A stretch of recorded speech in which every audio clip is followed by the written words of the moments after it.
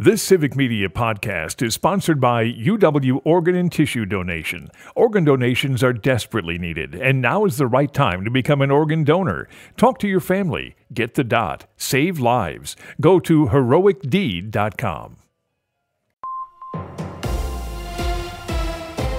For WRCE 107.7 FM News, I'm Joanne Krulotz. A Boscobel woman has been charged with one felony count of child abuse with intent to cause harm stemming from an altercation with a student at Boscobel School.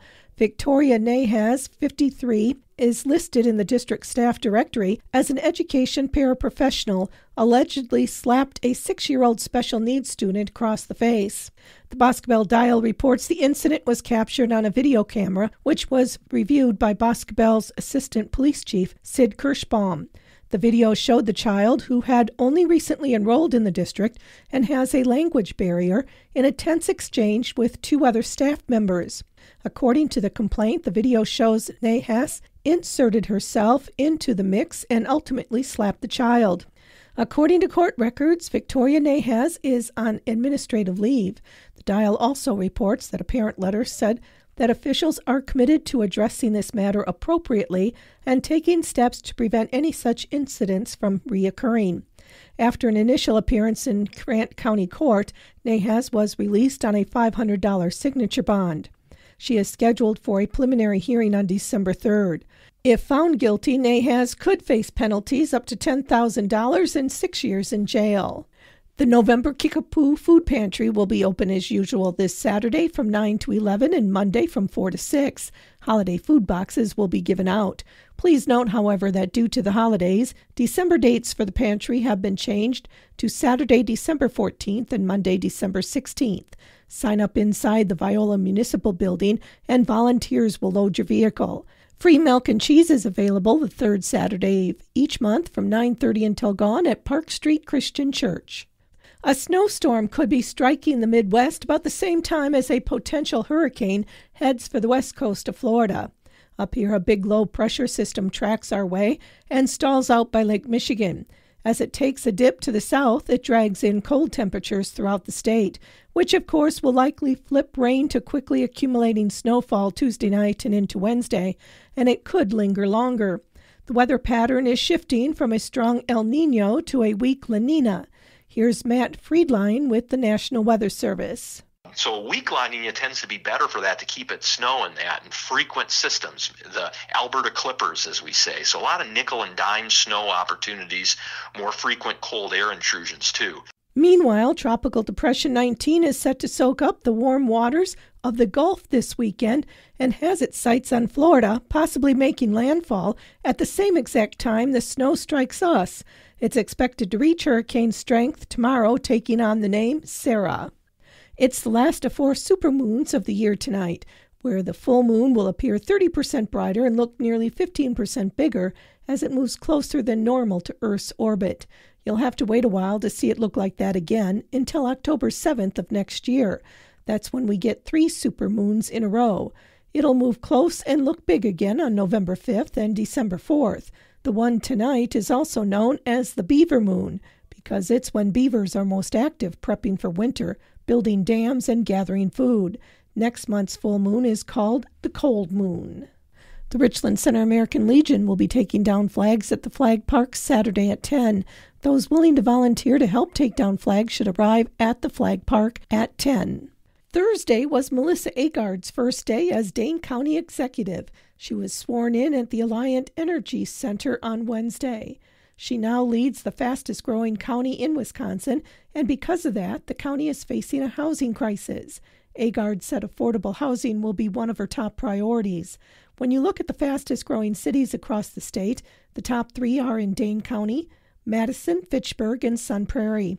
It's also a major driver of the Wisconsin economy. However, all this growth means needing more resources and more money to keep up services for a bigger population. But like many other municipalities, the funding formula from the state is putting them in a bind. Shared revenue for cities and counties has stayed the same throughout high inflation over the last few years. So even as the county is collecting more taxes from all these new residents, they're not getting enough back to sustain services for the bigger population. Long story short, there are tough problems ahead for Agard as she leads Dane County. She said some of her other top priorities are lowering overdose deaths, increasing mental health resources, and reforming the criminal justice system. Kat Griffith, who lived and worked in Latin America for a number of years, will present Asylum, the Changing Face of Migration, in the community room of the Village of Gays Mills Community Commerce Center. She is currently a Fond du Lac County Board Supervisor and is committed to bipartisanship and respectful dialogue across political differences. The event will be held Sunday. The program will close with a discussion of how to have a better national conversation about immigration. The event is hosted by the Kickapoo Valley Friends Meeting and the Gays Mills Public Library. The 97th National FFA Convention and Expo, held last month in Indianapolis, featured many activities and events. One of the events featured was a speaking competition. Richland Center FFA alumnus Simone Syrian earned the honor to speak at the National Convention. I have done speaking events in the past. The one that I went to nationals for this year is a little bit different, a little bit more challenging than the other ones. So this one revolves around agricultural topics. So what happens is you go to the competition and you grab 3 topics.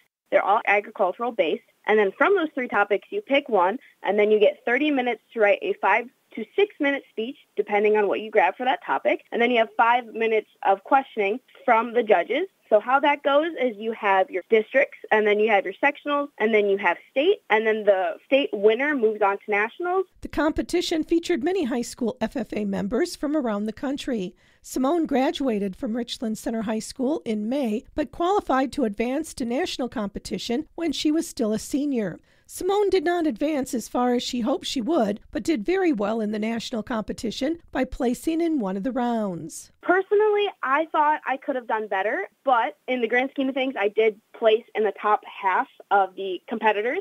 I won silver. So the way it goes is they break the states up into preliminary rounds, and then you compete in your preliminary, and then if you are in the first or second, you move on to the second round, which is considered the semifinals. Unfortunately, I did not move on to semifinals, but I did place 3rd in my preliminary round, which allowed me to acquire that silver medal. Congratulations to Simone Syrian on a job well done at the FFA National Convention, and best of luck in your college career. For WRCE News, I'm Joanne Krulotz. Still waiting for Chris. I'm Mike Clemens with sports. NBA, the Bucks head to Charlotte to take on the Hornets tomorrow night. Milwaukee now 4-8. The Hornets are 4-7. Chris Middleton is yet to play after surgery this summer on both of his ankles. Head coach Doc Rivers on whether there's a growing frustration regarding Middleton. No. I mean, obviously we want Chris to play, but Chris is doing all the work. He's working his butt off. That's all. As a coach, that's all you can ask for.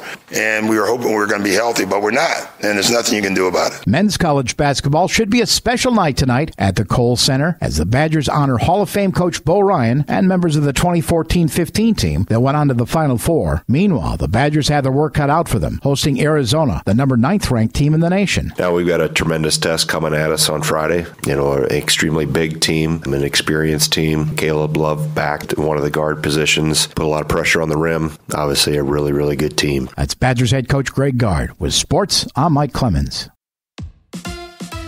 On your entertainment beat, I'm Pete Schwaba. Pamela Anderson, a serious actor? It looks that way. The former Baywatch actress is getting rave reviews for her part in The Last Showgirl. The film tells the story of an aging performer whose show is about to be canceled. The film also stars David Bautista, cast as Anderson's character's manager, and Jamie Lee Curtis, who plays a waitress and is getting rave reviews for her performance. The film hits theaters in January and wide release after a limited run in December. He was a contestant every coach on the popular show The Voice wanted on their team. Michael Bublé was lucky enough to snag him for his team, but now Deadline reports that on Monday night's episode, host Carson Daly informed Bublé that country singer Tanner Frick has left the show unexpectedly and right before the knockout rounds. Ooh. If you're like me, you can't wait to not watch the next episode of The Voice. The show airs Monday nights on NBC.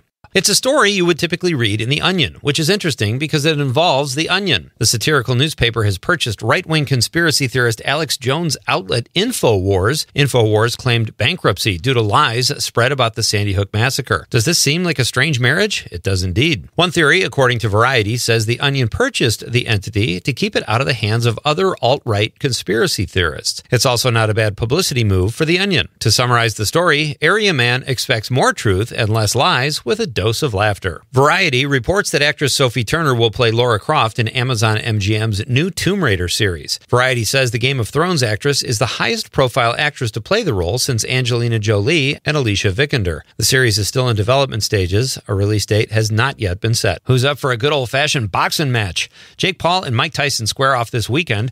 Paul took to his social media platforms to troll Tyson by wearing diamond-spiked ear covers to get under the former champ's skin. The dig is from when Tyson bit Evander Holyfield's ear years ago. Not allowed in boxing. Paul is the odds-on favorite to win the fight. According to odds makers, Paul is the odds-on favorite due to the fact that Tyson hasn't fought in 19 years, has been near death due to illness more than once, and is more than twice Paul's age.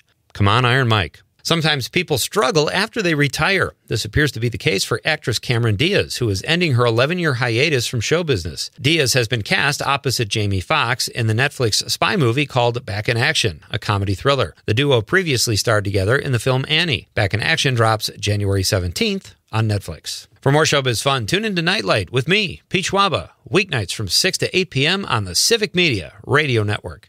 It is going to be a nice weekend, and you're going to want to get out and enjoy it because things are going to start to go downhill next week. A little fog this morning, then partly cloudy. Our high 53 today. We'll drop to 39 tonight, 54 tomorrow with some showers tomorrow night. On Sunday, it'll be partly cloudy with a high of 57. I'm meteorologist Sean Cable. Outside now, it's 43. The national news cycle never stops, but it can be hard to find news about your local community. Civic Media is dedicated to providing quality local and state news coverage across Wisconsin. With the Civic Media app, you can get notifications about local stories that matter to you and your community. Find the free Civic Media app in your phone's app store and choose notifications from the menu to tell us what kind of news you want to hear about.